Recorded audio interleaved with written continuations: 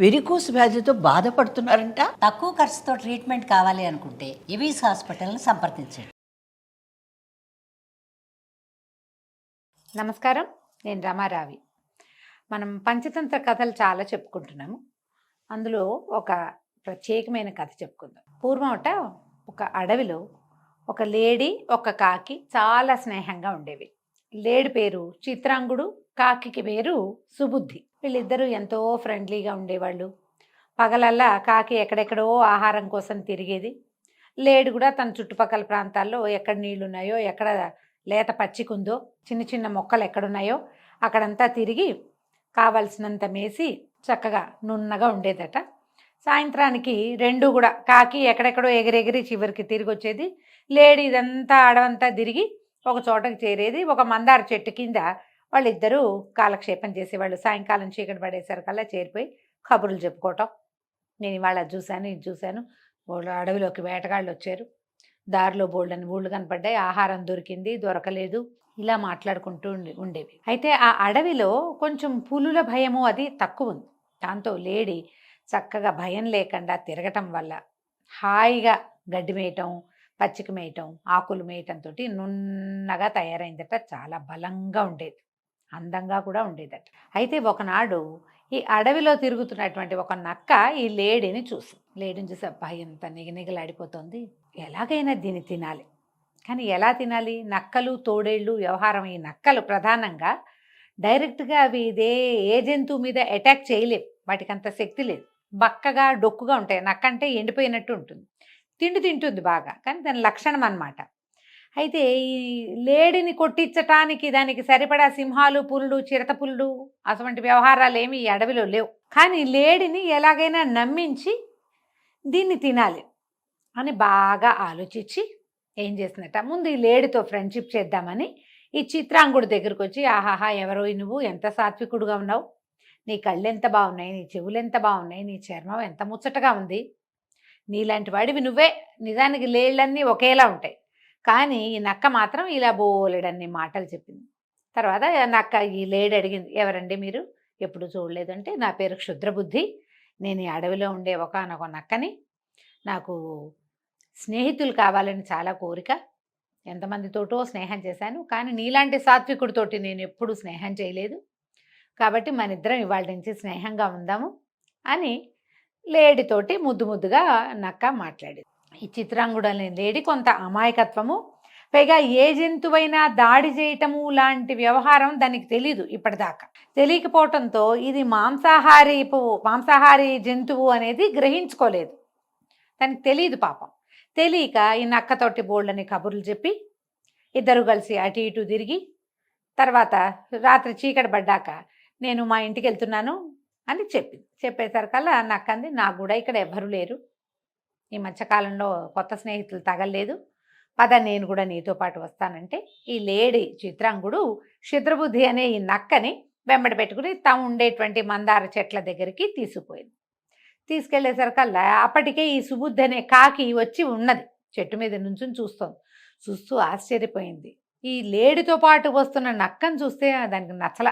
సరే దగ్గరికి వెళ్ళాక ఎవరు ఏమిటి అని కనుక్కుంటే ఈయన క్షుద్రబుద్ధి అనే నక్కట, మరి మనతో స్నేహం చేస్తానంటున్నాడు, ఇవాళ నుంచి మన ముగ్గురం కలిసి ఒకే చోట ఉండొచ్చు, సరదాగా ఒకళ్ళు ఇద్దరు కంటే ముగ్గురుంటే గుంపు ఇంకా బాగుంటుంది, కబుర్లు చెప్పుకోవచ్చు అని చిత్రాంగుడు అనేసరికల్లా ఈ కాకి ఏమందంటే, ఈయన ఎవరో మనకేం తెలుసు, అతను తెలియదు మనకి, వాడి జాతి తెలీదు, వాడి గుణము తెలీదు. మంచి వాక్యం చెప్తారు ఇక్కడ, అజ్ఞాత కులశీలస్య వాసో నదేయ అని. వాడి గుణం తెలీదు, వాడి జాతి తెలియనప్పుడు వాళ్ళకి నివాసం ఇవ్వకూడదు, మన ఇంట్లోకి రానివ్వకూడదు, వాకిట్లో నుంచో పెట్టి మాట్లాడి వాకిట్లో నుంచే పంపించేసేయాలి. ఎవరైనా మంచినీళ్ళు అడిగారు అనుకోండి, బయటకు వచ్చి రకరకాల వాళ్ళు వస్తారు కదా, మనకు కొరియర్లు వస్తాయి, పోస్ట్ వస్తుంది, రకరకాల సామాన్లు పట్టుకొచ్చి కంపెనీలు ఉన్నాయి, వాళ్ళందరూ వస్తారు, బాబు మంచినీళ్ళు అంటే లోపలికి రాని హాల్లోకి తీసుకొచ్చి సోఫాలో కూర్చోబెట్టి డైనింగ్ టేబుల్ దగ్గర కూర్చోబెట్టి చెయ్యము, వాకిట్లోనే వెయిట్ చేయండి అని లోపలికి వెళ్ళి మంచినీళ్ళు తెచ్చి ఇచ్చి పంపించేస్తాం. నీ పేరేంటి, మీ ఊరేమిటి అని ఎవరు అడగరు కదా, వాళ్ళని అడగకూడదు, ఎందుకంటే వాళ్ళు ఎవరో తెలియదు. మనకి తెలిసాక ఏమైనా అడగచ్చు, రోజు చూస్తామనుకోండి అప్పుడు అన్నీ అడగచ్చు. ఈ వాళ్ళు ముక్కు మొహం తెలియని వాళ్ళని ఇంట్లోకి రానివ్వటం అంత తెలివిగల పని కాదు అని ఈ కాకి చెప్పేసరికల్లా నక్క తిరగబడిపోయింది. అదేమిటి, మొదట మీ ఇద్దరు ఫ్రెండ్షిప్ చేసినప్పుడు ఒకళ్ళకొకళ్ళు తెలుసా? ఫస్ట్ టైమే కదా మీ స్నేహం కలిసినప్పుడు, అప్పుడే మీరు ఒకళ్ళ గురించి ఒకళ్ళు తెలుసుకున్నారు. క్రమంగా మనం కలిసి నివసించి, కలిసి తిరుగుతూ, కలిసి అటు ఇటు వెళ్తూ, కలిసి ఆహార సంపాదన చేస్తూ ఉండి, కలిసి జీవిస్తూ ఉంటే అప్పుడు ఒకళ్ళ గురించి ఒకళ్ళ క్యారెక్టర్స్ అవన్నీ అర్థమవుతాయి. ఫస్ట్ టైం చూసినప్పుడు మీరు కూడా కొత్త వాళ్ళే, అలాగే నేను కూడా కొత్తవాడిని. ఇలా అనుమాన పడితే మనం స్నేహం చేయగలమా? మనుషులు అట్లా వ్యక్తులు ఇలా ప్రవర్తించకూడదని ఈ నక్క బోల్డంత పాఠం చెప్పింది కాకికి. సరే, ఈ చిత్రాంగుడు కూడా సరదా పడుతున్నాడు కదా అని కాకి సుబుద్ధి కూడా ఊరుకుంది. కొన్ని రోజులు వీళ్ళు ముగ్గురు కలిసి ఉన్నారు. పగటిపూట ఎవరి దారిన వాళ్ళు వెళ్ళి సాయంకాలం అయ్యేసరికి ఈ చెట్టు దగ్గర చేరేసి కబుర్లు చెప్పుకునేవాళ్ళు. ఒక 4 రోజులు గడిచి ఈ లేడికి బాగా నమ్మించిన తర్వాత, నమ్మకం వచ్చాక ఈ నక్క ఏం చెప్పిందంటే, మిత్రమా, ఈ అడవిలో ఏం తిరుగుతావు, చెట్లను వెతుక్కుంటున్నావు, అడవిని దాటి కొంచెం కొసకెళ్ళేసరికల్లా గ్రామాలు ఉన్నాయి, అందులో ఒక పంట ఉంది, ఎంత బాగుందో, మామూలుగా లేదు, నిండా పైరే, ఎంత తిన్నా సరే తరగదు, అంత బాగుంది, రారా నేను నిన్ను తీసుకెళ్తానని చెప్పి కాకికి తెలియకుండా నక్కని వెంబడబెట్టుకుని, లేడిని వెంబడబెట్టుకుని ఆ పొలం దగ్గరికి తీసుకుపోయింది. ఈ పొలము అనగానే ఏమిటది? రక్షిస్తున్న ప్రదేశం అని అర్థం. అడవిలో ఏముంది? చెట్లు గడ్డి గాదం ఇష్టారాజ్యంగా పెరుగుతాయి. అక్కడ ఎవరు అడిగేవాళ్ళు ఉండరు, పెట్టేవాళ్ళు ఉండరు. పొలం అనగానే ఎవరో రైతు అక్కడ మొక్కజొన్న ఏదో వేసుకున్నాడు. అవి లేతగా కొంచెం చిన్న మొక్కలుగా ఉన్నప్పుడు గ్రీన్గా కనపడుతుంటాయి, ఆకుపచ్చగా. ఈ లేడీకి సంతోషం వచ్చేసింది. ఎంత పచ్చదనం ఒకేసారి కనపడుతోంది. ఓ పక్క నుంచి తినడం మొదలుపెట్టింది.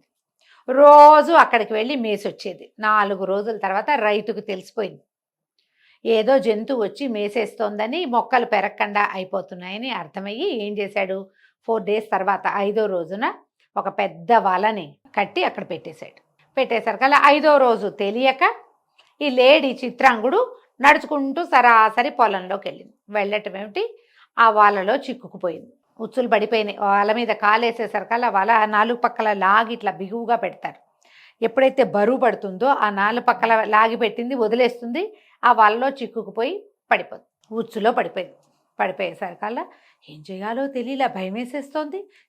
లేచేందుకు అవకాశం లేదు, నేల మీద పడిపోయింది.